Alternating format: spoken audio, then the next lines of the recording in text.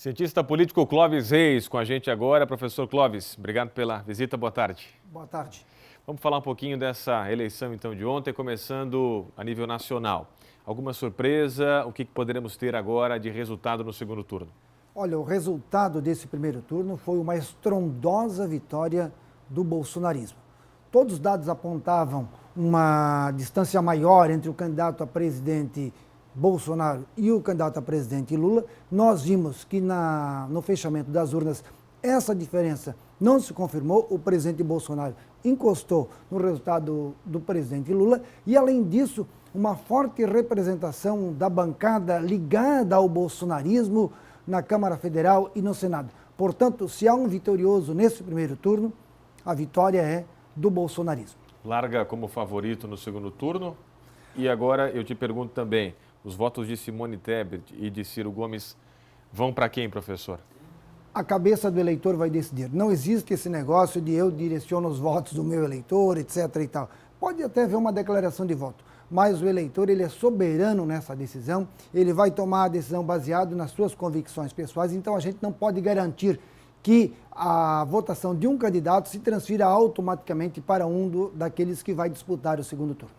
Aqui em Santa Catarina, Jorginho Melo e Décio Lima, o PT está no segundo turno. Desbancou o atual governador, Ricardo Moisés, e outros nomes fortes aqui no estado, como a mim e o próprio Jean Loureiro, ex-prefeito na capital Florianópolis. Como é que o senhor analisa essa vitória em primeiro turno do Jorginho Melo e o segundo turno agora, professor?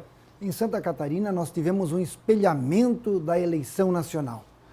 Ficou muito claro que o eleitor do Bolsonaro privilegiou o candidato Jorginho Melo, e como o presidente Lula estava liderando a pesquisa em nível nacional, o candidato Décio Lima acabou se beneficiando desse resultado. Se nós analisarmos a eleição para governador, a gente vê que houve esse espelhamento.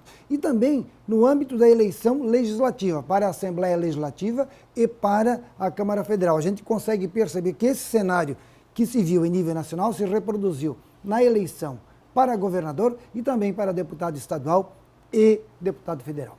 A onda 22 foi muito forte, né? Especialmente nessa reta final, houve uma grande mobilização. O que a gente percebeu com essa eleição? Que aquele político tradicional, aquele que não se envolvia muito com essa discussão que a gente poderia chamar, na falta de uma palavra melhor, dessa discussão ideológica, ele acabou ficando pelo caminho. O eleitor, ele fez uma opção, ou pelo representante do candidato Lula, ou pelo representante do candidato Bolsonaro. A exceção são aqueles candidatos a deputado estadual e federal que têm uma vinculação a causas, como nós apresentamos aqui anteriormente. A causa da animal, uma causa social da igreja, etc. e tal. Eu diria então que hoje nós temos exclusivamente esse espaço para candidatos a deputado estadual ou federal. Ou essa clivagem ideológica ou essa identificação com alguma causa, algum segmento específico. Pela diferença do Jorginho Melo para o Décio Lima na quantidade de votos e pela ideologia, posicionamento dos candidatos que concorreram, dá para dizer que o Jorginho é difícil de perder a eleição aqui em Santa Catarina? Eu diria que a eleição está praticamente definida, né? Porque você pega, a diferença é muito grande, mas a maioria dos candidatos que ficou pelo caminho é alinhada ao presidente Bolsonaro, portanto, o eleitor vai ver que no cenário nacional nós temos a disputa entre Lula e Bolsonaro e isso se reproduz aqui também. Quem se identifica com Lula, quem se identifica com o Bolsonaro.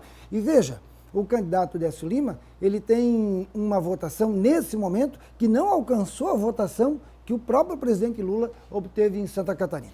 Vamos falar dos deputados agora. Senador foi a onda também, né? Veio junto, puxou o Jorginho, o Bolsonaro puxou, o Jorginho puxou o Seif também. Agora eu queria focar em deputados federais e estaduais da nossa região. O que o senhor destaca para a gente dos eleitos, da quantidade que a nossa região conseguiu eleger? O aumento da nossa representatividade. Nós não tínhamos, Blumenau especificamente, nenhum representante na Câmara Federal, agora temos 2.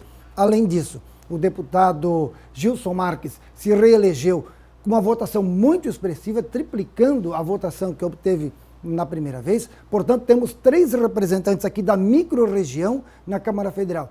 E na Assembleia Legislativa, subimos de 3 para 4 representantes. Portanto, nesse sentido, a votação para a microrregião de Blumenau foi muito positiva, com um aumento expressivo da sua representação, tanto em Florianópolis quanto em Brasília. Não podia ter sido mais, professor, porque a gente percebe ali, principalmente os candidatos do PL que fizeram as duas mulheres que se colocaram em primeiro, tanto para federal quanto para estadual, fizeram muitos votos aqui em Blumenau, né? Então, de blumenauenses que votaram em candidatos de fora ainda. Mesmo assim, o senhor analisa de forma positiva? Muito positivo, porque os nossos candidatos, se você pegar a votação deles, eles também foram buscar votos em outros municípios. É um processo que ocorre frequentemente nas eleições, mas o fato de nós termos assegurado a nossa representação na Câmara Federal e na Assembleia Legislativa, ampliando em ambos os casos, é um resultado significativo, é uma demonstração efetiva do aumento da consciência do eleitor local e na importância de termos aqui da nossa região os representantes, tanto na Câmara Estadual, a Assembleia Legislativa, quanto na Câmara Federal. Professor Clóvis Reis, obrigado pela presença, boa semana. Um prazer, igualmente. Obrigado.